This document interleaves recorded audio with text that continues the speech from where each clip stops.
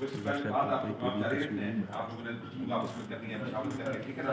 میرا اس لیے کہ میرا 12:30 بجے ایک جلسہ ہے چاند کے مقام پر، وہ بہت بڑا امپورٹنٹ پولنگ اسٹیشن ہے، تو اس لیے وہاں پر پہنچنا، پھر نماز ہو جاتی ہے، نماز سے پہلے ہم نے ختم کرنا، تو 1 گھنٹہ یہاں سے جانے کا راستہ ہے، تو اس لیے میں نے ریکویسٹ کی ہے کہ مجھ سے پہلے میں چند باتیں کر لیتا ہوں، تو پھر بعد میں آپ آپس میں مشاورت بھی جاری رکھیں، پھر آپ نے کھانا بھی میرے کھانے میں منگایا ماشاء اللہ۔ اعوذ باللہ من الشیطان الرجیم، بسم اللہ الرحمن الرحیم، رب اشرح لی صدری ویسر لی امری واحلل عقدۃ من لسانی یفقهوا قولی، کنتم خیر امۃ اخرجت للناس تأمرون بالمعروف وتنهون عن المنکر، صدق اللہ العظیم۔ محترم جاوید اختر صاحب ہمارے سیکرٹری جنرل جماعت اسلامی ضلع ایبٹ آباد، محترم باول قریشی صاحب، محترم علی اسر صاحب، محترم جواد ترونی صاحب، رضی بھائی، اور میرے بہت ہی پیارے بھائی شاکر عباسی، اور میرے سارے بہت پیارے بھائی ہیں سارے، میں آپ کو ایک تو خوش آمدید بھی کہتا ہوں، آپ کا شکریہ بھی ادا کرتا ہوں کہ آپ نے آج اتوار کا دن سچی بات ہے بہت مصروفیت کا دن ہوتا ہے، ایک تو شادیاں ہوتی ہیں، لوگوں کے گھر کے معاملات ہوتے ہیں، تو پورا ایک ہفتہ پلان کر رہے ہوتے ہیں کہ اتوار والے دن ہم یہ کریں گے، یہ کریں گے، یہ کریں گے، اوپر سے ماتم بھی ہو جائے تو پھر اور مسئلہ ہو جاتا ہے، ظاہر لوگوں نے گاؤں میں ماتم پہ بھی جانا ہوتا ہے، اور ہمارے یہاں رواج بھی ہے کہ ماتم کو لے کے لوگ گاؤں میں جاتے ہیں، تو ہم ان جو موت ہو گئے ہمارے بھائی ان کے لیے دعائیں مغفرت کرتے ہیں، اللہ تعالیٰ ان کی مغفرت فرمائے۔ لمبی بات نہیں کروں، میں رات کو بھی پٹن یو بی سی جو آپ کی سیالکوٹ ہے اس کی میٹنگ کر کے اسلام آباد میں آ رہا ہوں، وہاں پر بھی کافی ماشاء اللہ سے تعداد میں لوگ تھے، اور انہوں نے وہاں پر مکمل الحمدللہ حمایت کا اعلان کیا ہے۔ میں جو ہے وہ 13 جو اتوار ہے، 13 تاریخ اتوار کو، تو پھر پٹن کا تفصیلی ہمارا دور وزٹ کا پروگرام ہے انشاءاللہ، ہم ٹھنڈیانے سے شروع کریں گے اور سارے ویسز میں 13 کو جائیں گے، یہ 13 کو ذہن میں رکھنا سارے ساتھ، یہ 13 کو ہمارا وہاں پر جلسے بھی ہوں گے، کارنر میٹنگ بھی ہوگی۔ میرے دوستوں، جیسے میرے ریاست بھائی نے بہت زبردست باتیں کی، پھر شاکر نے باتیں کر دی کہ یہ ایبٹ آباد جو ہے پاکستان بننے سے پہلے بہت خوبصورت شہر تھا، یہ بہت خوبصورت شہر تھا، لوگ یہاں پر فخر سے آیا کرتے تھے کہ ایبٹ آباد میں رہیں گے، یہاں پر جو کوئی بیوروکریٹ آیا، کوئی بزنس مین آیا، کوئی آرمی آفیسر آیا، کوئی کسی شعبے کا بندہ آیا تو وہ ایبٹ آباد سے واپس نہیں گیا، اور ان کی خواہش تھی کہ لوگ یعنی پوسٹنگ کرانا بھی فخر محسوس کرتے تھے۔ ریاست بھائی اور جاوید بھائی بڑے سینئر آفیسر ہیں، جاوید بھائی بھی ایڈیشنل سیکرٹری ریٹائر ہوئے ہیں، تو ایبٹ آباد میں پوسٹنگ کرانا فخر، کوئی ڈی سی، کوئی سیکرٹری، کوئی ای ڈی او جس کے ایبٹ آباد میں پوسٹنگ ہو تو وہ اپنے آپ کو فخر محسوس کرتا تھا کہ ایبٹ آباد شہر میں ہماری پوسٹنگ ہوگی، ظاہر اس کا پوری دنیا میں نام ہے ایبٹ آباد کا، لیکن دن بدن آپ نے دیکھا کہ ایبٹ آباد بجائے ترقی کے زوال پذیر ہو گیا۔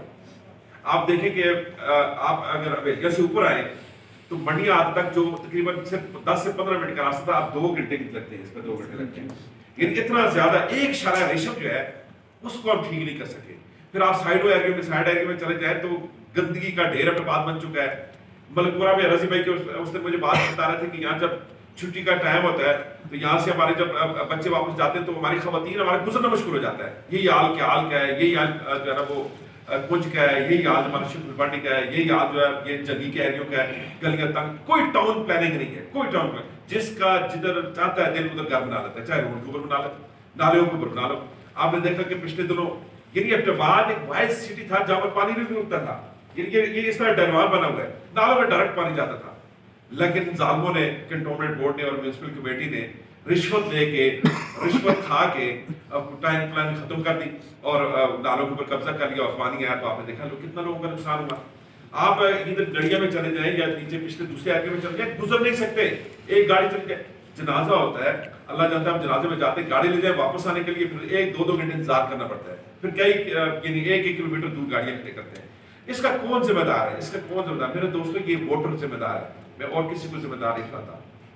یہ آپ نے ووٹ دیے، 35 سال حکومت کیا مسلم لیگ نے، 35 سال، 1985 میں پہلے جب امیتابھ بچن صاحب جب وہ ایم بنے تھے، اور ایبٹ آباد کی بات تو میں چھوڑے، میں آپ کے علاقے میں جہاں سے وہ وزیر اعلیٰ رہے ہیں، جہاں سے وہ گورنر رہے ہیں، جہاں سے وہ سینیٹر رہے ہیں، جہاں سے وفاقی وزیر رہے ہیں، صوبائی وزیر رہے ہیں، وزیر اعظم کا الیکشن لڑا ہے، گورنر کا الیکشن لڑا ہے، میں ایبٹ آباد کو تو چھوڑے، میں تو سب کو پوچھنا کوٹ سرکل پہ کڑیاں کوئی کالج ہے، کوئی بھی کڑیاں کالج ہے، کوئی کوٹ پہ جائے، کوئی روڈ پہ جائے، کوئی لڑکے کا کالج ہے، کوئی اچھا اسپتال ہے، کوئی لنک روڈ آپ پہ جائے، کوئی پانی کی اسکیم ہے نہیں، یعنی 35 سال میں بےتاج بادشاہ رہنے والے انہوں نے اپنے کوٹ سرکل میں ایک اچھا روڈ نہیں دے سکے، ایک اچھا کالج نہیں دے سکے، ایک اچھا جو ہے نا گرلز کالج دے سکے، اچھا سکول۔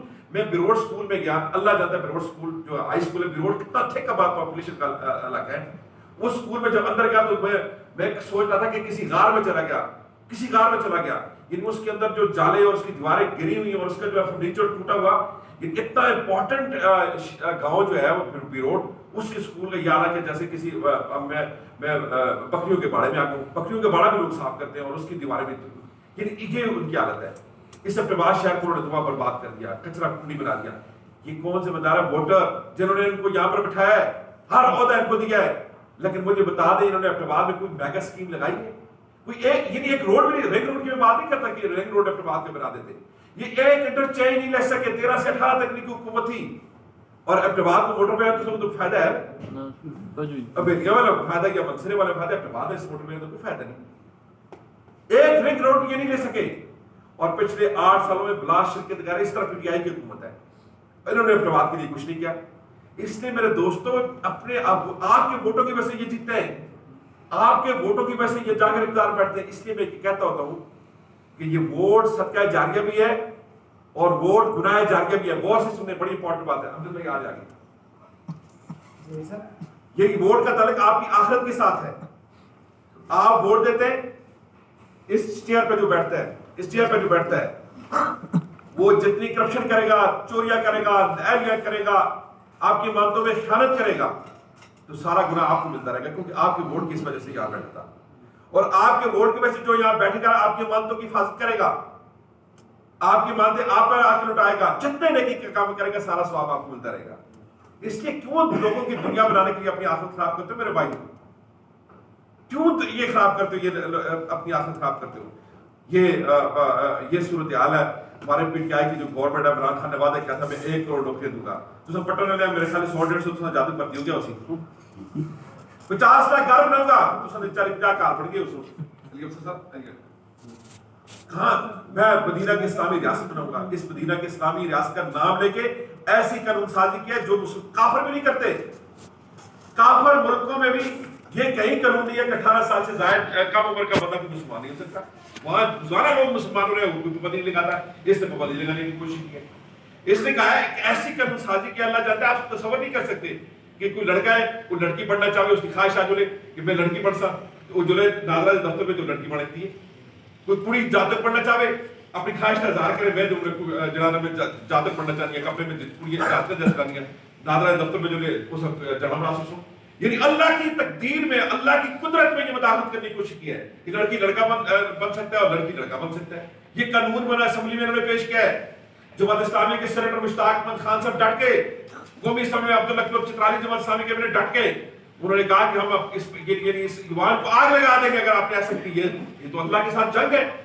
مجبوراً ابھی انہوں نے اس کو روکا اور اس پہ ترمیم کیا، پھر بھی پاس ضرور کروایا. اس لیے میرے دوستوں، میرے بھائیوں، یہ بہت اہم چیز ہے. ان دونوں پارٹیوں کو دیکھ لیا آپ نے، دونوں پارٹیوں نے نہ صرف ملک کو تباہ کیا بلکہ اس سے اپٹیباد کو تباہ کیا. اس لیے تقدیر آپ کے ہاتھ میں ہے.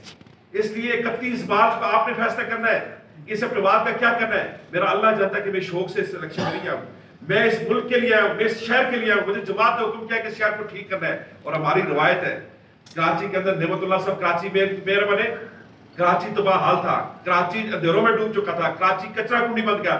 4 سالوں میں انہوں نے کراچی کو دنیا کے بہترین شہر بنا دیا. اس طرح میرے 3 جو ہے وہ دنیا کے بیسٹ میئر ڈکلیئر ہوئے.